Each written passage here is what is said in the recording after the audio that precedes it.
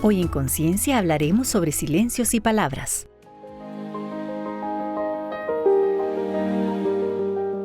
La relación entre ciencia y religión es un tema complejo con diferentes perspectivas. Mientras que la ciencia se enfoca en la comprensión del mundo natural a través de la observación y el experimento, la religión se centra en las creencias espirituales, lo divino y lo sagrado.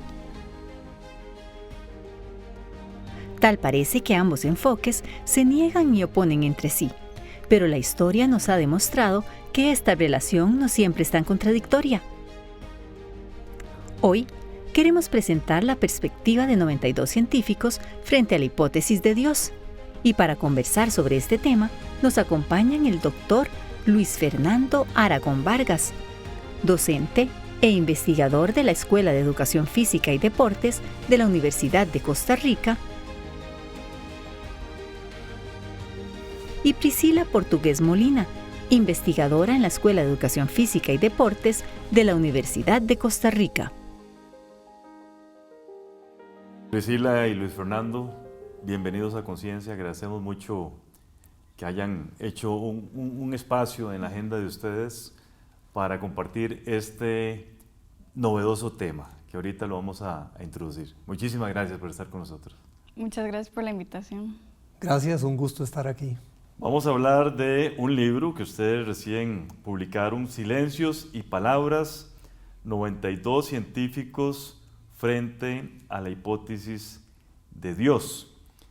Le pregunto, Luis Fernando, este libro surge a partir de un proyecto de investigación que se llama Interacción entre Ciencia y Religión en la Universidad de Costa Rica.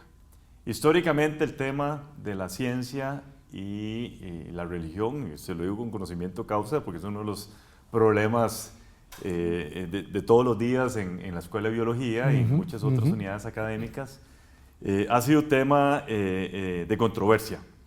¿Qué los motiva a ustedes en la Escuela de Educación Física y Deportes para el desarrollo de este proyecto de investigación?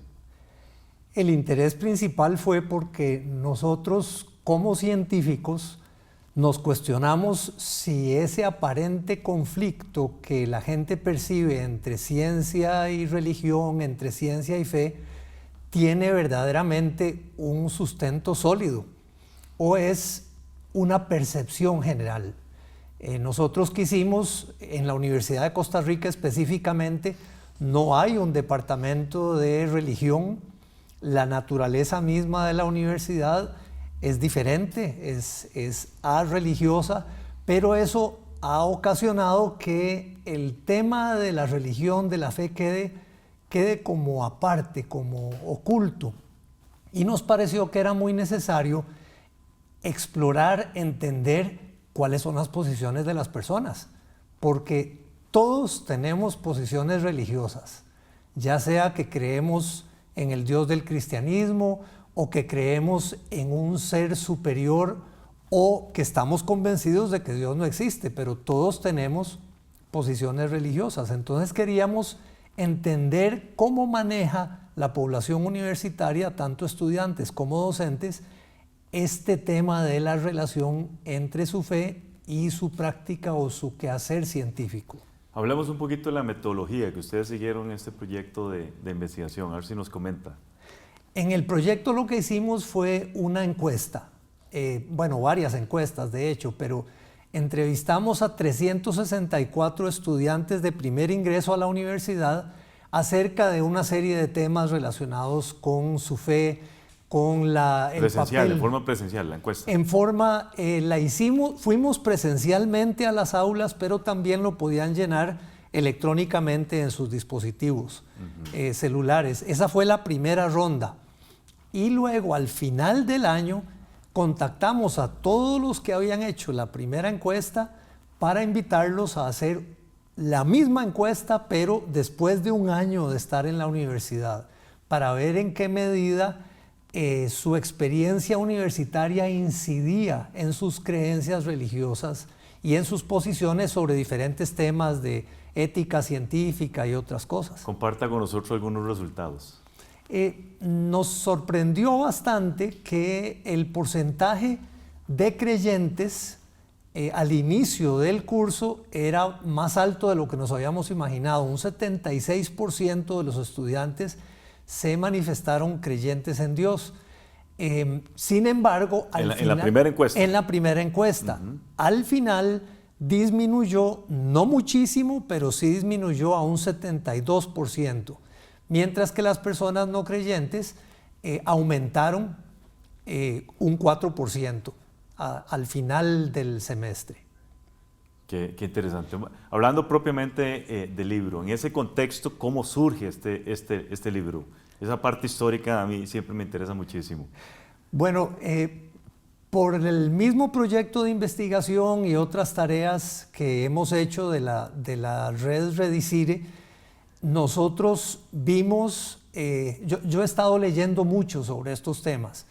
Hay artículos, hay libros completos muy interesantes. De hecho, en la biblioteca de la Universidad de Costa Rica está una colección de 37 libros que le entregamos a usted hace unos 3 años. Pero leyendo estas cosas se encuentra uno con citas muy curiosas de diferentes científicos famosísimos de todas las épocas. Y nos surgió una gran pregunta: ¿serán verídicas estas citas? Como buenos científicos tenemos que ir a las fuentes originales, y entonces yo le pedí a Priscila, averígüeme de dónde salió esta cita, averígüeme si esta cita es original, si es legítima. Y entonces Priscila empezó, primero era una cita, después eran 5 y empezamos a acumular, y después de un rato me dice: yo creo que esto amerita escribir un libro. ¿Fue una iniciativa suya, Priscila? Sí, realmente porque en ese proceso de búsqueda de las frases habían temas que se repetían, por ejemplo, o científicos que estaban dando posiciones sobre un tema relacionado. Entonces, más allá de solo tener las citas, queríamos como hacer algo que pudiera compartir el punto de vista de lo que habíamos encontrado. Qué interesante.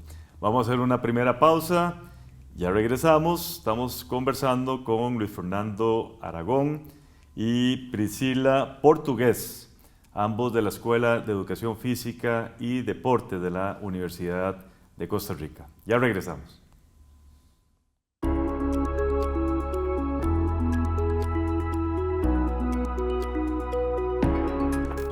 La naturaleza tiene suficiente perfección para sugerirnos la imagen de Dios, pero es suficientemente imperfecta para mostrar que no es Dios mismo, sino solamente la imagen.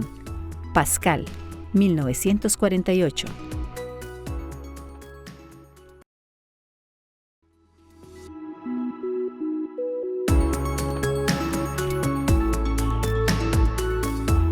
Gracias por continuar con nosotros. Estamos conversando con Luis Fernando Aragón Vargas y Priscila Portugués Molina, de la Escuela de Educación Física y Deportes de la Universidad de Costa Rica. Conversamos con ellos sobre el libro Silencios y Palabras. Priscila, ¿por qué 92 científicos? Bueno, realmente el número no tiene un significado. Como fue un proceso de recolección que inició por buscar referencias y citas originales. Entonces realmente lo que hicimos fue ir agregando científicos conforme íbamos encontrando las frases. Y ya luego más adelante, cuando empezamos a escribir el libro, pues agregando de algún tema específico si necesitábamos. Por ejemplo, también estuvimos buscando científicos que creían en Dios, y luego vimos la necesidad de buscar científicos que no creían en Dios, como para tener también esa parte en el libro. Entonces realmente fue como ir agregando poquito a poco científicos, y pues llegamos a ese número sin proponerlo. Ya. ¿Cuál es su frase favorita de este libro de ustedes? Mi frase favorita... La puede leer perfectamente. La voy a leer. Es de Galileo Galilei y dice: no me siento obligado a creer que el mismo Dios que nos ha dotado de sentidos, la razón y el intelecto, nos haya destinado a renunciar a su uso y por algún otro medio darnos el conocimiento que podemos obtener por medio de ellos. ¿Por qué se identifica tanto con esta frase? A mí me gusta muchísimo porque es parte como de que Dios nos dio esa razón por alguna razón. Y eso, digamos, como que le da propósito también a uno de hacer ciencia, de seguir en el proceso de ser científico, ¿verdad? De seguir descubriendo nuevas cosas. Pero entonces sí me gusta muchísimo esa parte de que diga, nos dio los medios para poder hacerlo, y parte de esos medios es la ciencia. Luis Fernando, la ciencia por sí misma no puede comprobar, tampoco negar la existencia de un creador, de un Dios. ¿Qué dicen los científicos, los 92 científicos al respecto? Sí, ciertamente está fuera del ámbito de la ciencia, porque la ciencia por definición debe limitarse al entorno natural, lo que se puede verificar con los sentidos, con instrumentos. Entonces no puede ni demostrar que Dios existe, ni tampoco demostrar que no existe. Lo que encontramos en estos científicos es algo muy interesante. Ellos dicen, bueno, pero yo veo esta maravilla de creación, veo estas estrellas, todos los planetas que se comportan de una manera tan regular que eso me inspira a creer que hay un arquitecto, hay un Dios que es el creador de todas las cosas. Algunos dicen eso. Otros dicen, nada que ver. Lo que existe, existe porque hay leyes y no tenemos necesariamente que invocar la existencia de Dios para ello. Algunos se manifiestan así y eso es lo que precisamente genera una interacción interesante que podemos analizar en el libro. Tanto la ciencia como la religión son necesarias para comprender la relación con el universo, ¿creen ustedes? Sí, yo creo que sí. De hecho, la posición de algunos científicos que también tenemos en el libro es que se pueden complementar y que una le puede funcionar bien a la otra. Entonces, hay una frase que dice, ciencia y religión son dos ventanas que nos ofrecen diferentes perspectivas y eso nos permite tener una visión más completa del mundo porque tenemos visiones diferentes. Entonces, esa frase es bastante buena. Diferentes perspectivas de una misma verdad, porque un elemento importante que también analizamos es si la verdad existe a final de cuentas o no existe. Y es muy interesante porque si la verdad no existe, el quehacer científico no tiene sentido. Y entonces ambas, ciencia y religión, nos permiten acercarnos y ambas buscan la verdad con diferentes metodologías, pero lo hacen. Hay quienes piensan que son incompatibles. ¿Pueden coexistir ciencia y religión? Bueno, en mi caso yo creo que sí pueden coexistir. Y parte de mi respuesta es, bueno, yo tengo fe, soy cristiana y también soy científica y realmente yo los logro unir en mi vida. Parte también de lo que quisimos explorar en el libro fue poner otros ejemplos de personas que también habían podido hacer esto mismo, poder complementar ambas áreas en su vida diaria, ¿verdad? Porque no es algo como que se pueda separar, pero yo diría que sí, sí se puede. Sí, de hecho el libro se llama Silencios y Palabras porque algunos científicos se han manifestado al respecto, pero hay otros que simplemente viven su vida de una manera ejemplar, sirviendo al prójimo, haciendo grandes descubrimientos, siendo científicos y siendo personas de fe al mismo tiempo. Entonces eso demuestra que sí son compatibles, si la persona quiere. Pero ese de querer es un elemento muy importante porque en el mundo actual nosotros estamos muy fragmentados, estamos acostumbrados a una formación académica muy especializada que nos limita la capacidad de trabajar interdisciplinariamente, de trabajar con otras perspectivas, con otras personas de otros campos. Pero nosotros mismos a veces sentimos la necesidad de dejar la fe en la entrada del laboratorio para que no contamine los experimentos científicos. y dejar los experimentos científicos en el laboratorio o a la entrada de la iglesia para que no contaminen nuestra fe. Eso es fragmentación. Nosotros no deberíamos ser personas fragmentadas, deberíamos ser personas integradas. Esta discusión me lleva a 1983, cuando yo estaba llevando introducción a la biología y sobre todo el tema de la evolución. Estas discusiones se pueden imaginar en 70 personas, con un profesor muy religioso que tuvimos nosotros en introducción a la biología.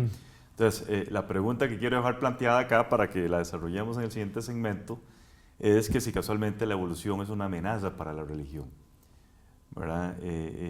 Ustedes se pueden imaginar, nosotros en esa época teníamos 17, 18 años, de todo el espectro que ustedes se pueden imaginar de respuestas cuando nos planteaban esas preguntas en los exámenes de introducción a la biología. Ya regresamos con todas y todos ustedes.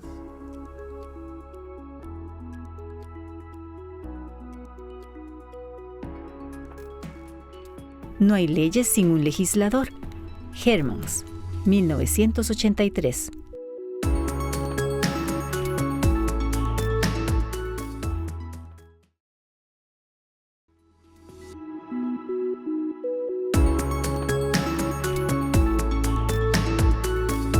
Muchas gracias por continuar con nosotros aquí en Conciencia. Conversamos con el profesor Luis Fernando Aragón y con la estudiante de maestría Priscila Portugués sobre un libro recién publicado que se llama Silencios y Palabras, 92 científicos frente a la hipótesis de Dios. Retomo la pregunta, ¿es la evolución una amenaza para la religión? Tema complejo, yo lo sé, pero es aquella pregunta que nos hacían en 1983 siendo nosotros estudiantes de biología. Claro, y desde la publicación del libro del origen de las especies de Charles Darwin a principios del siglo pasado, es que ya es bastante tiempo, desde ese momento se ha generado mucha controversia. Y básicamente las iglesias cristianas de corriente principal, digamos, como la iglesia católica, la luterana, otras iglesias de corriente principal, reconocen que no es incompatible la evolución con la enseñanza cristiana. El problema principal es el pasaje del Génesis sobre el origen del mundo, la creación del mundo. ¿Qué es lo más importante de ese pasaje? Que Dios creó todas las cosas al principio de los tiempos. Eso es lo más importante de todo. La controversia se da que si fueron 7 días de 24 horas o no, y ahí es donde algunas corrientes cristianas sí son más áridas, más reacias a aceptar que esto pueda ser correcto, pero la tendencia es a que es compatible todo este tema de la evolución. No está totalmente probado, no es que todo ya esté claramente demostrado, pero no es necesariamente contradictorio con la enseñanza de corriente principal del cristianismo. Bueno, démosle un poquito vuelta a la pregunta. ¿Qué tiene en común la ciencia y la religión? Bueno, creo que ya ahora comentaron un poco al respecto, pero las dos áreas buscan al final buscar la verdad. Entonces, creo que ese es un punto de unión. Lo que sí está mal es algunas posiciones de religiones negando completamente la evolución, por ejemplo, o negando los avances de la ciencia. A ellos soy muy crítico. Coincido, digamos, con lo que ustedes han planteado, pero recientemente, porque es un tema muy interesante, veo que hay algunas religiones que niegan la evolución y niegan también los avances de la ciencia. Tiene que haber puntos de chequeo, de control. Correcto. De hecho, la misma ciencia en su naturaleza tiene eso de tener que verificar que los experimentos que se están haciendo y reportando sean verdaderos. Y por eso fue que escribí y publiqué hace 1 año y medio un artículo en la revista Comunicación del Tecnológico. ¿Quién es responsable de frenar el avance de la ciencia? Y en ese artículo lo que digo básicamente es tanto la ciencia como la religión, porque tienen que ser responsables y cuestionar. Todos tenemos que cuestionar los avances de una manera razonable, no negarlos de primera entrada, pero sí cuestionarlos según los criterios que hemos aprendido como científicos que somos. Sí, y ahí viene el tema de que todo lo que se puede hacer desde el punto de vista tecnológico y científico debe hacerse. Debe existir ciertas limitaciones, ciertas restricciones a ese avance científico, ¿verdad? Y ahí es donde algunas posiciones religiosas, ¿verdad?, entran en conflicto, ¿verdad?, en eso tan controversial que hablábamos al inicio. Lecciones aprendidas a partir de este libro. Coméntenos, Priscila. Bueno, Su primer libro, me imagino. Sí, yo creo que el mensaje que quisiera que se llevaran como punto número 1 es que realmente no vemos una incompatibilidad entre ciencia y religión. Realmente, por lo menos yo, después de poder buscarla y recopilar las frases, me voy dando cuenta de que ciencia y religión pueden ir de la mano, que la ciencia puede ayudarme en mi fe y que la fe me puede ayudar en la religión. Y otra cosa súper importante que también tiene el libro es esa búsqueda de las frases originales, ¿verdad? Uno como científico siempre está buscando de dónde viene la cita, buscando la referencia, y eso fue lo que intentamos en este libro. Ir a la fuente original, ver si realmente el científico que estamos citando había dicho eso. Lo que dijeron, exacto, porque ahora pues se inventan mucho lo que dijo alguien. Entonces creo que eso fue bastante importante. Para mí un aprendizaje importantísimo es necesitamos ser personas integradas. En el proyecto de investigación de interacción entre ciencia y religión, otro detalle que pudimos averiguar fue que, curiosamente, no hay tanta empatía o compatibilidad entre las creencias que las personas dicen tener y la forma en que se conducen. Se nos pueden ocurrir ejemplos como alguien que tiene una placa muy bonita de que Dios es amor y que nos grita 4 en la calle porque no hicimos una maniobra adecuada, qué sé yo.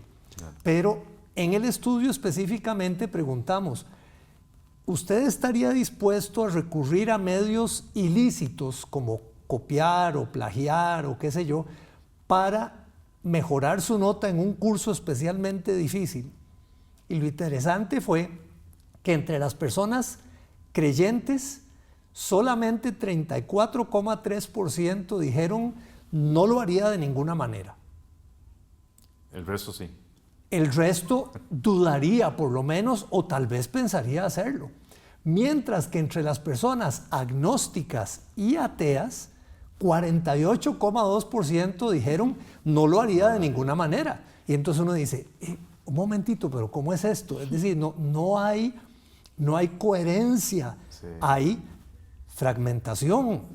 Necesitamos trabajar más esos temas y por eso nos parece que es tan importante tener discusiones, tener el libro, tener los diálogos que tenemos en la universidad. Y en un futuro pensar en un segundo libro.